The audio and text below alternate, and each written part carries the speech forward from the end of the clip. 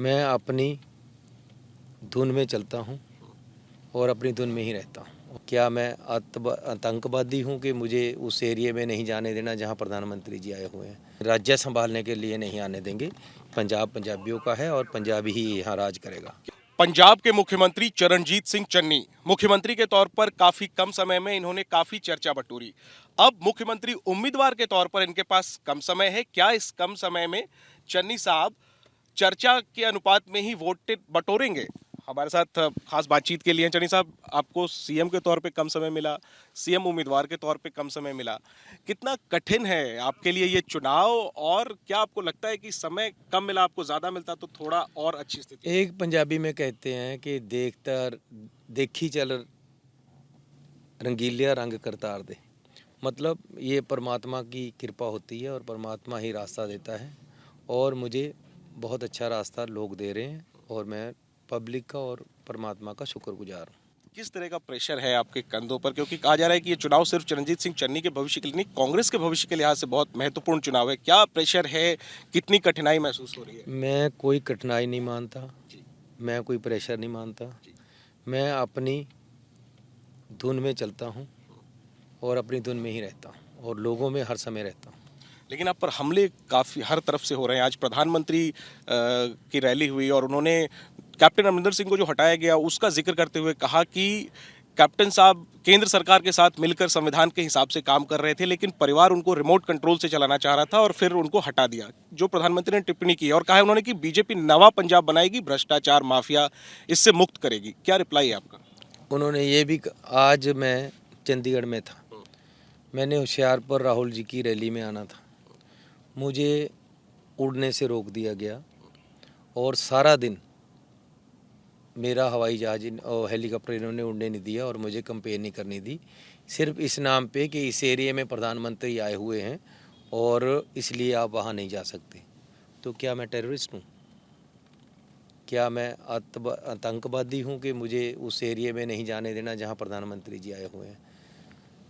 ये और उन्होंने बोल भी दिया कि मुझे पठानकोट से उड़ने के लिए 2014 में रोका था, इसलिए अब उसी लिए, और फिरोजपुर में किसानों ने धरना दिया इसलिए। अगर तो मैं किसानों पे उस दिन गोलियां चला देता और लाठियां चला देता तो मैं ठीक था।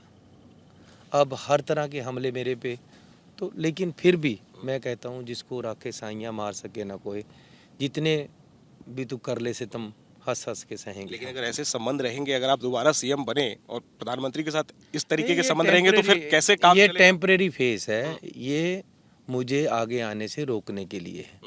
जब आ जाएंगे तो उनको भी एज प्राइम मिनिस्टर और ऊपर वाली सरकार को पंजाब के साथ और पंजाब को उनके साथ सही तरीके से चलना है, और हम आज भी चलते हैं। यानी राज्य के कामकाज में जो है ये चीजें आड़े नहीं आएंगी अगर आपको दोबारा मौका ये मिले? आड़े नहीं आएंगी, ये तो मुझे रोकने के लिए है, जी।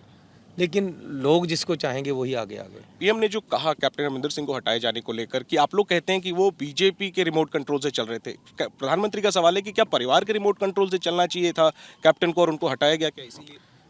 कैप्टन को अपने हिसाब से चलना चाहिए था, कैप्टन को पंजाब के लोगों के हिसाब से चलना चाहिए था, लोगों की अपेक्षाएं थी जो उनसे उस पे चलना चाहिए था।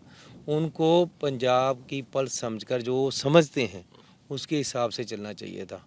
उन्होंने लोगों के काम नहीं किए, उन्होंने हर काम को रोका है।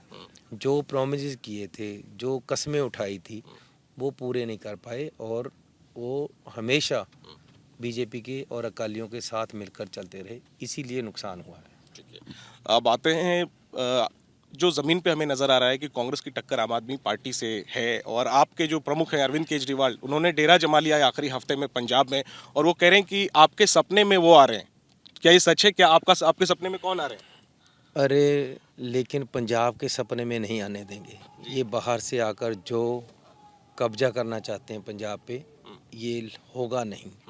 पंजाबी इतने कमज़ोर नहीं हैं। हाँ, बाहर से लोग आते हैं यहाँ, काम करने आते हैं, कोई खेतों में काम करता है, कोई दुकानों में काम करता है, कोई छोटा बिजनेस करता है, आए वेलकम, लेकिन राज्य संभालने के लिए नहीं आने देंगे। पंजाब पंजाबियों का है और पंजाबी ही यहाँ राज करेगा। क्या चुनौती है आम आदमी पार्टी से, आप क्या इस पर कोई कहेंगे? चुनौती नहीं है, बवाल खड़ा करता है बंदा, बिल्कुल मकार है और झूठा है, एक नंबर का।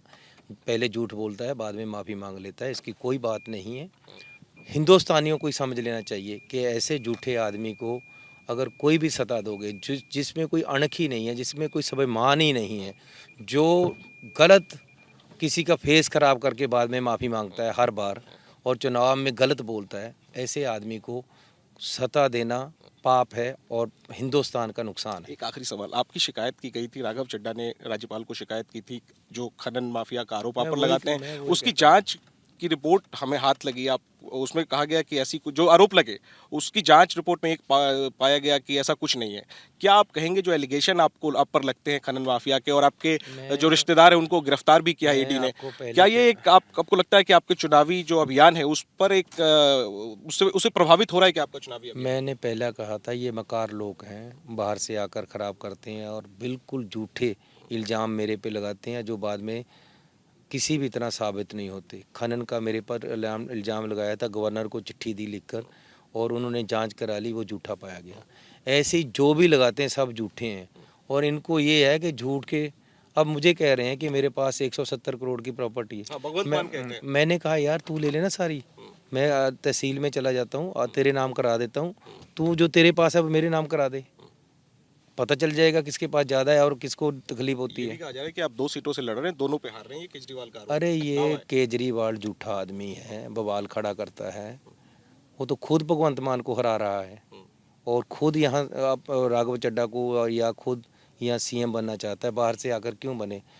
उन्होंने ही भगवंत मान को हराना है, भगवंत मान बुरी तरह हारा है। आखिरी में